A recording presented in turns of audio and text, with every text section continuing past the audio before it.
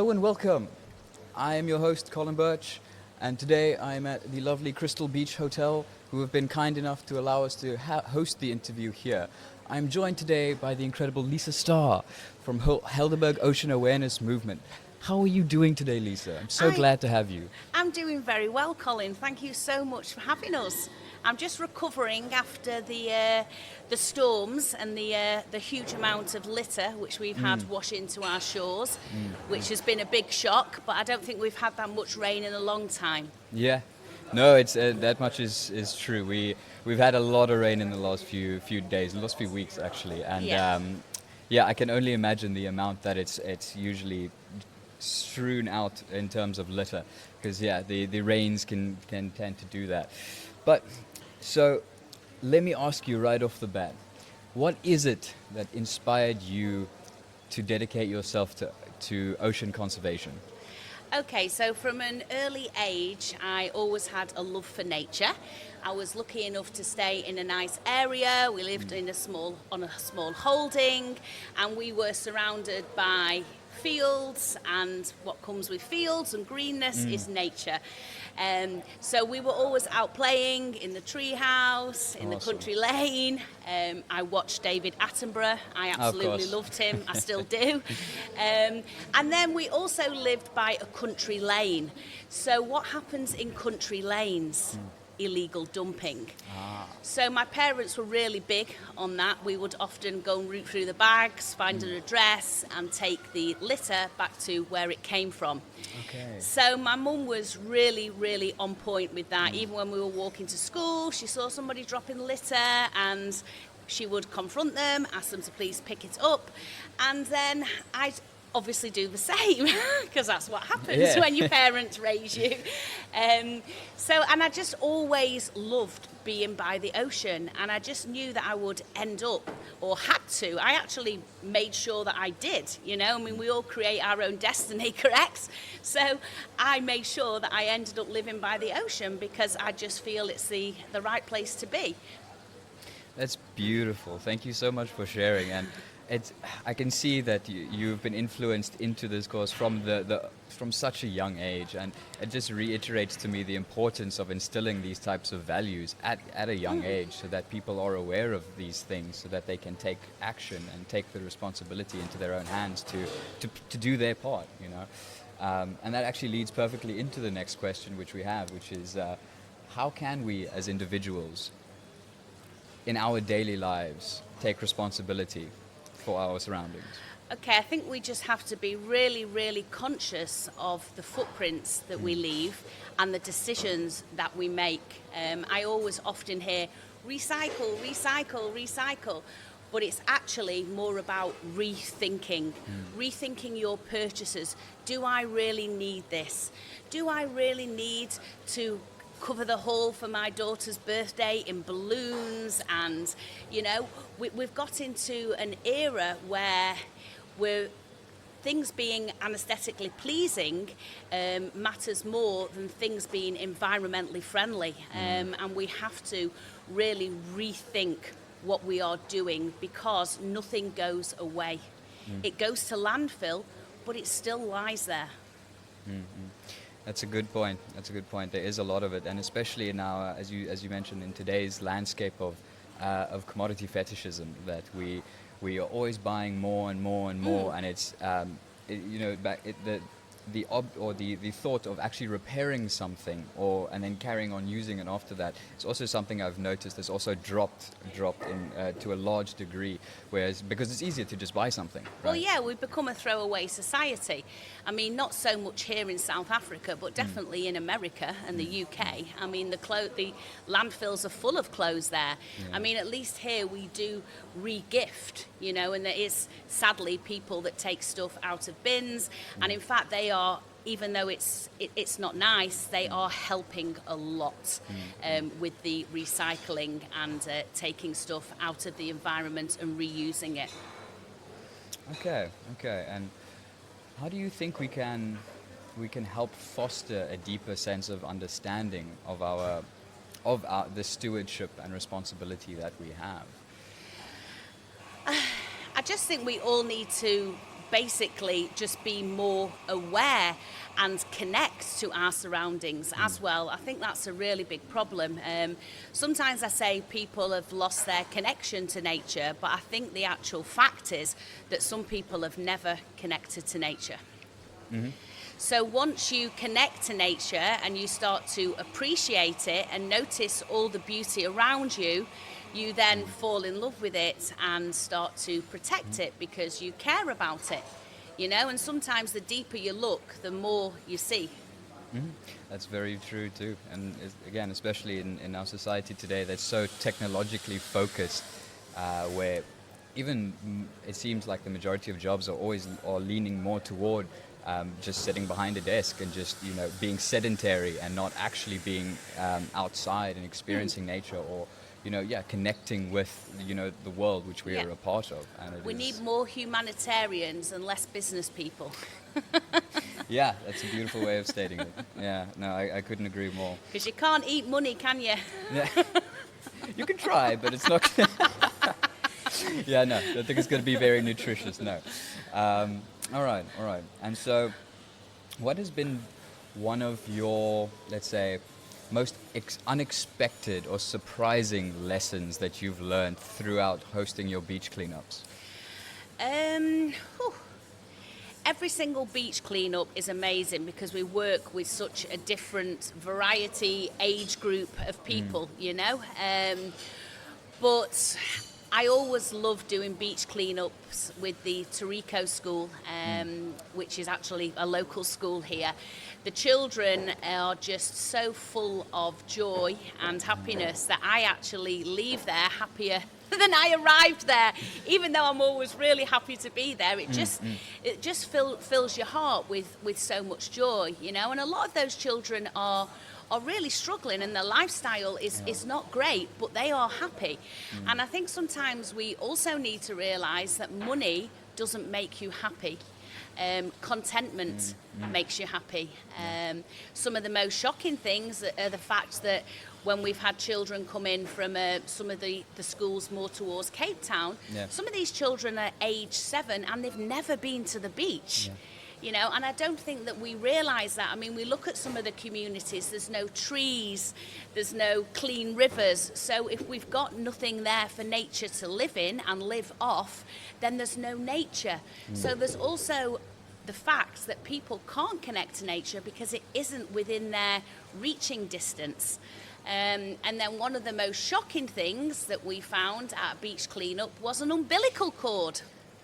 What? Yes. You're joking. So I think we can all learn a lesson from this, that everything that you put down the toilet is really important. And we say that there's 3 P's that should go down the toilet. So that will be pee, paper, and poo. And that's it. Okay, don't put anything else down there. Please, no earbuds, especially the plastic ones. Everyone should be using paper earbuds now. Wow. That was shocking. I was not expecting that. All right, I was actually going to ask if you had a favorite group to actually go out and do these cleanups with, and I think you mentioned that. Although obviously you always enjoy being there, but there's something special about the children that bring out a sense of joy. But I also did a clean up with a bunch of ladies that were all in their 80s, and they were amazing. And it also made me realise how important it is to educate people, because a lot of them said to me, "Oh, we never knew this, we never knew that, I never knew I was doing that wrong," and so. Everybody needs to educate themselves about nature as well, if possible. And just be careful about what we are putting down on the ground, because everything comes back to us. No doubt. And I will reiterate the point of self-education being so important, because at the end of the day, you can only act on that which you are aware of, and if you are ignorant of, let's say, these types of problems, there's no way that you can act on it. Another thing I have noticed though is obviously in the more perverse communities, right, where they're already struggling to stay alive, right, let alone have enough money for the foods and things that they have. And one thing I've noticed that is that they generally tends to be more litter lying around in Oh, a those lot more, places yeah. because again they are focused on their survival, right? And You see, for me, I wouldn't say that it's about focused on survival. I would say that it is an acceptance and a lack of self-worth. And now it's like it's okay to live like that. It's normal to live like that. But it's not. I mean, it's a human right to a clean environment. And anyone that's living surrounded by rubbish is taking away their own human rights. So just to open your door to a mess straight away will make you feel bad for the day and bring you down. Whereas you open your door and it's nice and clean, then you feel uplifted, you're ready for the day. So it's all about actually changing your surroundings by getting rid of your rubbish as you are meant to in many of the containers that are supplied around the communities, everyone that is reachable by the dustbin men. The dustbin men come down the road and the bins are emptied. So I think City of Cape Town are doing a really good job with trying to get as much rubbish out of there as possible, out of the communities. But it's often put in the rivers and then that's how it comes down to the ocean. all right, thank you for that. It's always lovely to hear a new perspective because sometimes we can be so set in what we think we know that we oftentimes, again, we betray ourselves in a sense by not allowing ourselves to grow further by clinging on to, let's say, misinformed notions sometimes. Yeah, So maybe thank you getting for correcting me. getting stuck in a rut as well and believing that you're not worthy of more. I mean, we're all worthy of more. We also need to get rid of the idea that dropping litter gives people jobs, you know? I mean, who wants to strive for a job of picking up litter? Yeah. You know, we all should be aiming higher for ourselves, higher for our families, higher for our friends, and instilling dreams and ambitions into our children because you can do anything that you want to if you set your mind to it. Yeah, I could not agree more. That's a beautiful example to set, no doubt, no doubt. So, in your experience, what do you think are the most pressing issues facing our oceans today? Okay, so industrial pollution is a big one because as I explained before, everything that we put in the ground comes back to us. There's a really good documentary called Kiss the Grounds that I recommend everybody watches. And then we've got overfishing as well, which is a huge issue. We're also selling our fish to other countries, especially our sharks. That is sold to Australia and it's called Flake and Chips and available in all the fish and chip shops there. And then we've also got the oil and gas explorations as well, which is extremely worrying. Everything in the ocean travels on sound waves and vibrations and there really should be no disturbance within the ocean, to be honest. But obviously we've got to take goods back and forth and then we've got nurdle spills. We've just had a spill of fertilizer as well. I mean, that there should be laws that everything has to be attached to the ship and sealed tightly. You know, same with ghost fishing nets as well. That's one of the biggest polluters in the ocean. Everything should be tagged so it can be found, you know, so they can find who actually, maybe most likely it was dropped by mistake, but we can't keep making mistakes. You know, we really have to man up now and work together as a planet, as a whole. Yeah. Yeah. Wow.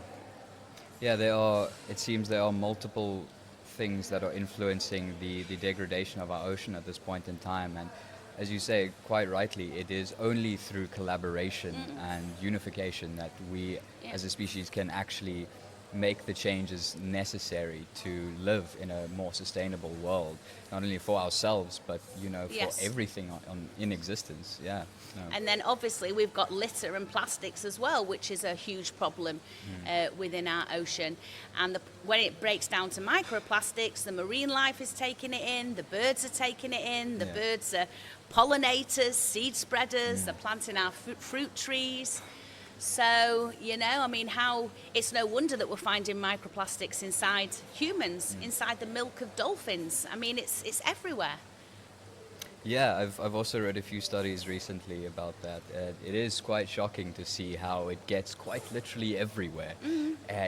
Yeah, no, it is incredible, and not in the good sense of incredible. No, it's yeah, no.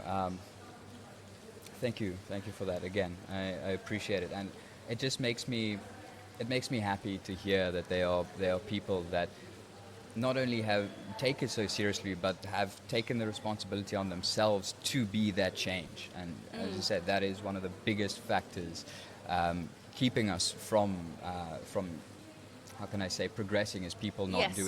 not having that mindset of trying to, in a sense, leave a place better than you found Oh, it. indeed. It's like if you borrow something, you give it back in better, cleaner condition. It's just the way that it goes. So yeah. So I think it's also really important as well that you actually practice what you preach. So, for example, whenever I go to the beach, I always pick up litter. And I kind of just got tired of people looking at me and giving me the thumbs up and saying, "Oh, thanks so much, really appreciate it." So now I carry extra bags. So when those people say that to me, I say, "Oh, would you like a bag? I've got an extra one." And the majority of people take it. That's awesome. And then at home, I'm bakashing, I'm eco-bricking, even though it's not the answer, but it takes a lot into a confined space. And I'm recycling. So, and I'm a full-time stay-at-home mum, and I've got 2 children. So sometimes I'm cooking, I'm bakashing, I'm recycling, I'm eco-bricking, and I'm thinking, am I mad?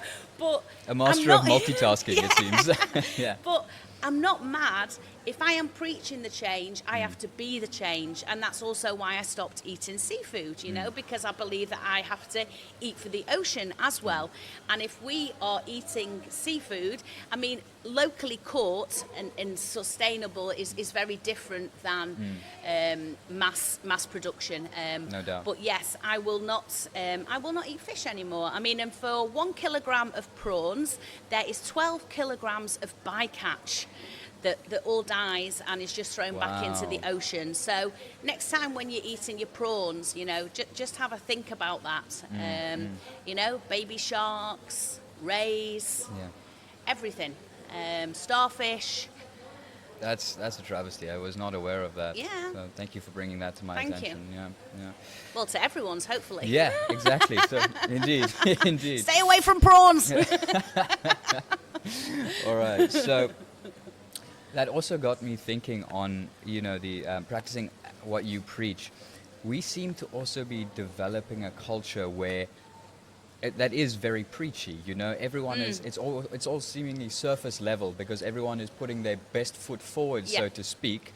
But then naturally, the worst foot follows afterwards because you can't keep that facade, so to speak. But yeah, it's just something I've noticed more and more these days is that people talk a lot. Yeah. They love talking. Because they're influenced off social media. Yeah, and yeah. Wannabes is the name. Yeah.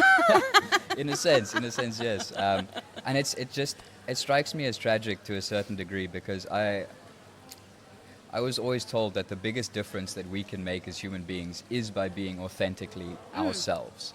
And you're kind of giving that away by just, pretending to be what you think people want to see and what you think they want to hear and that. And it's a shame because then the world kind of loses the real special gift of your individuality in that. Well, you've got to be your true self at all times, surely. I mean, that's how we all connect, and not everybody is going to like everybody. People are different, I'm a bit much for some people, but that's okay. I'm not here to make friends. I've got enough friends. I'd love to make more, but more importantly, I'm here for change. We're here for change. I like it. All right. So, what legacy do you hope to leave behind for the future generations?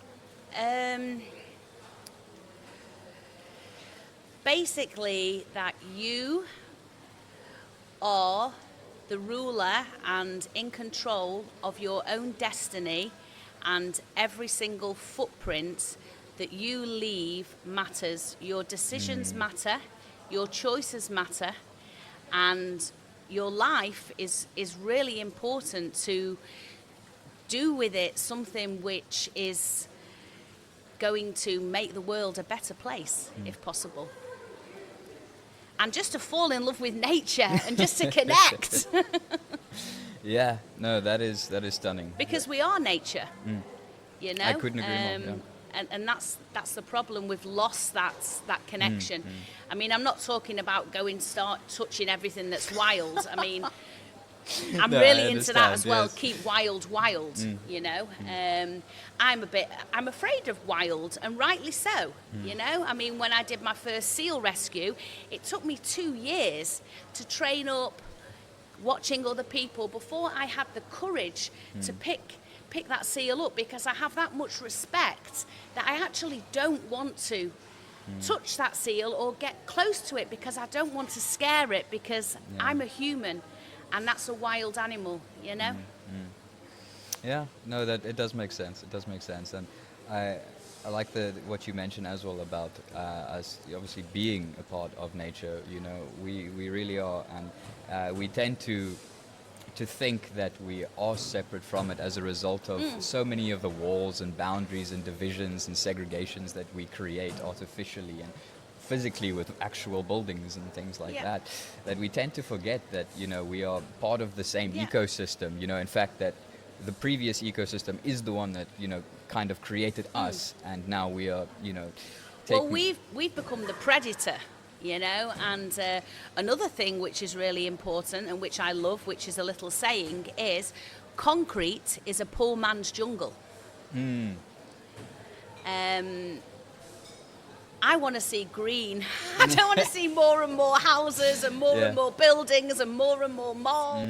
You know, we're just trampling all over nature. If you're going to build anything, build schools so we can educate more people, you know. Thank you for that, 100%. Yeah, it is true that you can tell a lot about not only a country, but any place by how much they value the education, by how much, for example, they pay their teachers. Small things like this, because it adds up, right? If you're, well, taking the teaching for an example, if you're, you know, are somebody, even if you have the biggest love for teaching, it's still going to drain you to a certain extent if you are not being shown some type of understanding for the position that you are in, as any human being would want, just a commonplace understanding of where they are, what they're striving towards, and without that we can't grow, right? Well, yeah, you've got to be content in your job, and that's why I say we all have to aim higher and reach for our dreams and be doing something that we enjoy doing, because it's one chance, you know. Yeah, one chance. All right, thank you. Any more questions? Yes, of course. I'm very curious, actually. What is it that keeps you motivated in what you are doing, besides just a general passion for it because you've been doing it your whole life? You've had influences. Yeah. What keeps me motivated is actually knowing that what we are doing is definitely creating change. Also the community, especially in the Strand, everyone has come together. You know, people are actually picking up litter in their own time on the beach, and that is the answer. You know, people don't need babysitting to have a beach cleanup. Everybody can be doing it in their own time. Whenever they're on the beach, they see litter. I even pick litter up outside my children's school. I even pick litter up outside Pick and Pay, you know. But the problem is, people just see it as low class if you're bending down to pick up litter. You know, people sometimes look at me like I'm strange because I'm doing it, but it might be beneath me, but it's not below me. And I will pick it up because it shouldn't be there, and there's a pretty good chance that it's going to go down stormwater, into a river, and then into the ocean. So actually seeing people physically, at least they're doing it on the beach. I've not got it happening on the roads yet. That's the next step. And in the communities as well. That will be really good. It's actually seeing that people are on board, and such nice compliments, people supporting you as well, and it just drives you forward. Because when people appreciate you, then you want to do more. Yeah, 100%. Yeah, you do tend to want to give more and put in more when there's that bit of reciprocation or understanding about it. And what you say about picking or not being below you, Yeah. to bend down and pick it up. And I'm just thinking now, imagine how much we could have solved if that wasn't the mindset to begin Exactly. with, right? How much could we have averted already?